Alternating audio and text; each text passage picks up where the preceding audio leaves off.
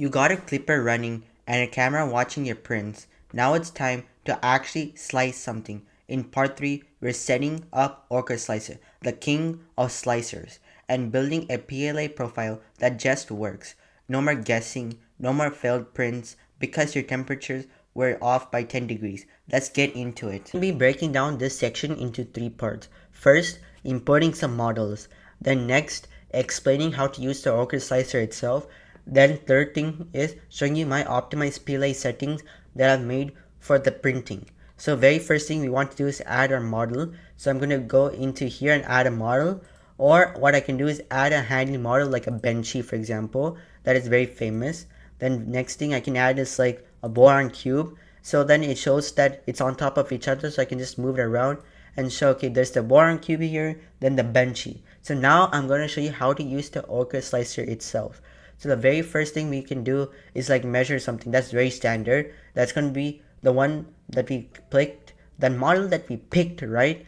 That's going to be the one we're going to measure. So I'm going to measure the boron cube. So I'm going to measure this axis to the back side.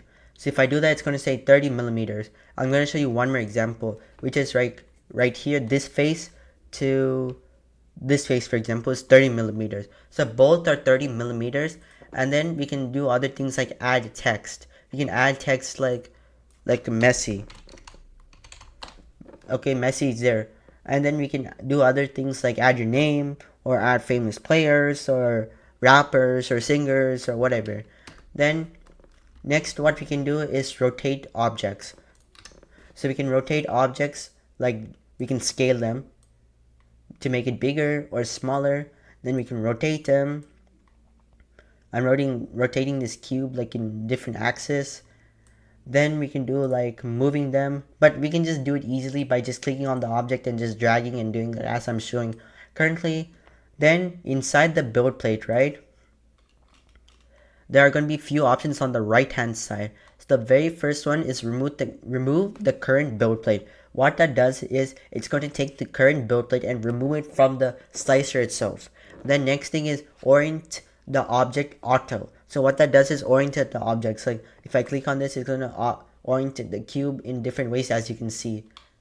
Then next is arrange object on current build plate. What this does is arrange these objects in a line or side by side so that it prints properly. It did that here. The next is lock current build plate. What it does means it locks this current build plate. The next is customize current build plate. What this does is it will make you name your build plate, bed type, print sequence, spiral base, first layer filament sequence, other layer filament sequence, or some of the settings that we can do to this build plate. Then the next thing is move the current build plate. What this does is it moves the current build plate back or front depending on which order we want to print. Then next thing is we need to slice the plate. When we slice the plate, right, it's going to say how much grams of filament, how much time it's going to take to print the whole thing, and other stuff. So as you can see here, when I did that, it's going to tell, hey, it's going to take 3 hours and 48 minutes, and it's going to take $0.52 to make this whole entire print, like the benchy and even the cube. So it's going to tell you all those kind of things that you might need, like find that important before printing. Then if you press the print button, it's going to take it to your printer and send the files, send the code, and tell this is the first layer to print, then the next layer.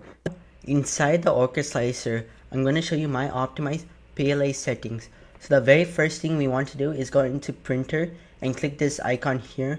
Then inside of this, we want to go into basic information, then go to G-code flavor and find it clipper. This is the one we're going to be using. So I've named mine clipper. So I have to save it. Once we do that, we have to click on clipper. So the very next thing we want to do is the filament. And then inside the filament, we want to give our type, our vendor. Then we want to go all the way down to the nozzle. Inside the nozzle, there are two important things: the very first layer and other layers. The very first laser temperature of the nozzle should be at 215 because that's like very good, and also it does not break the filament when it's coming out. If you set it at like 230 to 40, it's going to string and other random stuff is going to happen. Then other layers should be 5 degrees less than the very first layer. So if I set our first layer to 215, then the other layer should be 210. So the next thing is the build plate should be consistently at 60 degrees. Then after that, the max volumetric speed. What this means is like how much fast the nozzle should move to make the print. That's going to be at 29. You can set it at 30 also, that's fine. Then you need to save all these settings. Then the next thing I want to do is go into process, then into quality, then make sure all the settings are standard, like layer height and first layer height. And then go down into ironing. Inside ironing, this is important because this makes your prints like smooth, or it wants to do other things to the print that makes it like nice and rough and textured, like you're holding something like smooth and not rough, right? So that we need to do in ironing. So inside ironing, we need to go to the very topmost surface, which is going to be under the iron type. So we need to go to topmost surface, and that's the settings we want to click. Then next is iron pattern. The difference between rectangular and concentric is rectangular is going to be like a square kind of pattern, whereas concentric is going to be like a random pattern that I don't like, and it's not very useful for like prints that I do with electronics. So the next thing we want to do is the flow rate. The very first thing we need to change is the flow rate. The flow rate should be default settings, but I've changed it to 20 because that's what I found out to be like smooth and not rough. Then the next thing is iron line spacing. That should be set to 115 from the default. And other things like insert and angle should be at default. Then the next thing is support. Inside the support, we need to enable it, and then we need to pick our type, style. So the type we pick is tree. Normal means it's going to be like a rectangular pattern, like pillars kind of thing, which is very hard to remove but very useful in some prints. Then inside style, I found out that default or tree slim is very good because it's very brittle and easy to break off, but it's very strong to hold the print up so it does not like wobble, deform, and other things like bobbleheads or like characters.